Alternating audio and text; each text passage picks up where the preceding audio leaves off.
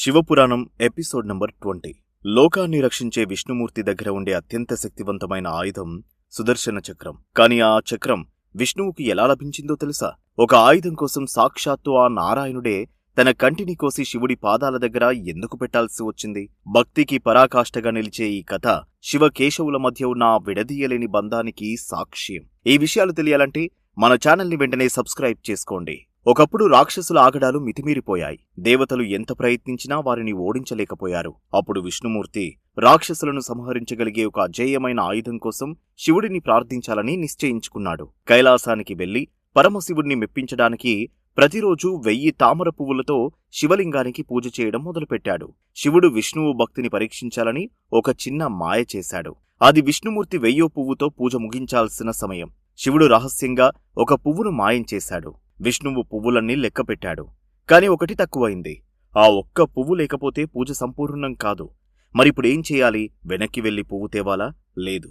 విష్ణుమూర్తికి ఒక పేరుంది. అదే కమల నయన, అంటే తామర పువ్వు వంటి కన్నులు కలవాడు అని. వెంటనే ఏమాత్రం సంకోచించకుండా తన కంటినే తామర పువ్వుగా భావించి దానిని కోసి శివుడి పాదాల దగ్గర సమర్పించాడు. ఆ త్యాగానికి ముల్లోకాలు నివ్వెరపోయాయి. విష్ణువు నిరుపమానమైన భక్తికి శివుడు పరవశించిపోయాడు. వెనువెంటనే ప్రత్యక్షమై విష్ణువు కంటిని తిరిగి ప్రసాదించాడు. నారాయణ, నీ భక్తికి సాటి లేదు.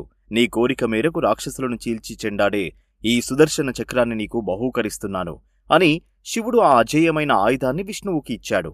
1,000,000 సూర్యుల కాంతితో మెరిసే ఆ చక్రమే ఆ తర్వాత రాక్షస సంహారానికి ప్రధాన ఆయుధమైంది. సుదర్శన చక్రం విష్ణువు చేతికి వచ్చింది. కాని శివపురాణంలో మరో భయంకరమైన యుద్ధం జరగాల్సి ఉంది. అదే త్రిపురాసుర సంహారం.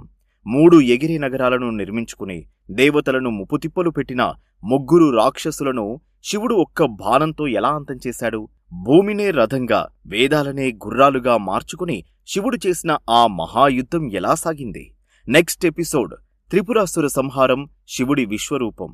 అస్సలు మిస్ అవ్వకండి. ఓం నమః శివాయ. మన ఈ శివపురాణ యాత్రలో మీరు కూడా భాగమవ్వాలంటే మన ఛానల్ని వెంటనే సబ్స్క్రైబ్ చేసుకోండి.